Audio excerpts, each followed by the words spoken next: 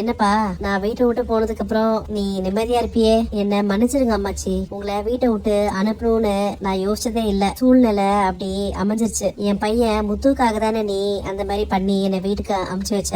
எல்லாமே என் பையன் எனக்கு சொல்லிட்டான்பா. உனக்கு விஷயமே தெரியாதா ராஜி? உங்க அப்பா என்கிட்ட தான் எல்லாத்தையும் அன்னைக்கு சொன்னாரு. முத்து தான் கதிர் கிட்ட பேசி என்னை இந்த வீட்டுல இருந்து அந்த வீட்டுக்கு அனுப்ப சொல்லியிருக்கான். உடம்பு சரியில்லைன்னு தெரிஞ்சதும் அவரு ரொம்ப பயந்துட்டாரு. அம்மாச்சி கூட இருக்கணும்னு ஆசைப்பட்டாரு. அம்மாச்சி, உங்களுக்கு இப்ப என் மேல எந்த கோபமும் இல்லல்ல? நீ என் பையன் கூடவே இருந்து அவனை நல்லபடியா பாத்துக்கிட்ட. ரொம்ப நன்றிப்பா. மீனா, நம்ம வீட்டுல செலவு ரொம்ப ஜாஸ்தி ஆகுது இப்பெல்லாம். அங்க நம்ம வீட்டுல 10 பேர் இருந்த போது கூட இவ்வளவு செலவாகல. இப்படியே போச்சுன்னா நமக்கு ரொம்ப கஷ்டம் மீனா. அப்ப நம்ம பேசாம உங்க வீட்டுக்கே போயிடலாமா? இல்ல, அது மட்டும் வேண்டாம். செலவை நம்ம எப்படி கம்மி பண்றதுன்னு யோசிக்கலாம். இனிமேல் நம்ம வீட்லயே சமைக்கலாம். ஆபீஸ்க்கு ஆட்டோல போறதை கம்மி பண்ணலாம். இங்க பாரு தம்பி, நான் இந்த கடையில காய்கறி வியாபாரம் பண்ற மாதிரி எல்லாம் இல்ல. அதனால நீ தயவு செஞ்சு கிளம்பு. இல்ல சார், நான் இன்னைக்கு வேற ஒரு விஷயமா வந்திருக்கேன். எங்க வீட்டுல எங்க அத்தை, சித்தி, நாங்க எல்லாரும் சேர்ந்து சிறுதானியம், ராகி இதுலலாம் தின்பண்டம் செய்யறோம். இத உங்க கடையில வச்சு வித்து தரீங்களா? இல்ல தம்பி, இதெல்லாம் இங்க வியாபாரம் ஆகாது, வேண்டாம். நீங்க 3 நாள் மட்டும் பாருங்க. வித்துச்சுன்னா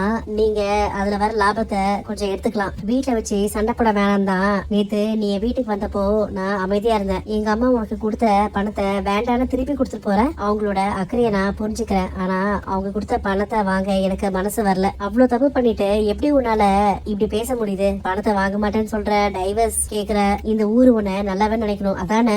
ரொம்ப நடிக்காத மயில. நான் உன் நடிப்பேன் நம்ப மாட்டேன். நான் தான் விவாகரத்துக்கு ஒத்துக்கிட்டேன், ஒதுங்கியும் போயிட்டு இருக்கேன். அப்புறம் எதுக்கு என் கிட்ட வந்து சண்டை போடுறீங்க? உங்களுக்கு என்னதான் வேணும்? நீ எதுக்கு அந்த பணத்தை எங்க அம்மா கிட்ட திரும்பி கொடுத்த? நீ யாரோட உதவியும் இல்லாம கஷ்டப்படுறேங்கிறத எல்லாருக்கும் தெரியப்படுத்தவா? அந்த பணம் உனக்கு கொடுத்தது இல்ல, என்னோட குழந்தைக்காக எங்க அம்மா கொடுத்தது. நீங்க தான் அது உங்களோட குழந்தையே இல்லைன்னு சொல்லிட்டீங்களே, அப்புறம் எதுக்கு அந்த குழந்தையோட செலவை நீங்க பாத்துக்கணும்? அன்னைக்கு ஏதோ ஒரு கோவத்துல அப்படி கேட்டுட்டேன். அதுக்காக அது என்னோட குழந்தை இல்லன்னு ஆயிடுமா? குழந்தைய பத்தி நீங்க இனிமேல் கவலைப்பட வேண்டாம். யாரோட தயவும் இல்லாம என்னால வளர்க்க முடியும். அப்படிலாம் என்னால விட முடியாது மயிலு. குழந்தை பிறந்த அடுத்த செகண்டே நான் தூக்கிட்டு என்னோட வீட்டுக்கு வந்துருவேன். ஒன்ன மாதிரி ஒருத்திக்கிட்டுலாம் என்னோட குழந்தைய நான் கண்டிப்பா விட மாட்டேன். வாயை திறந்தாலே பொய்.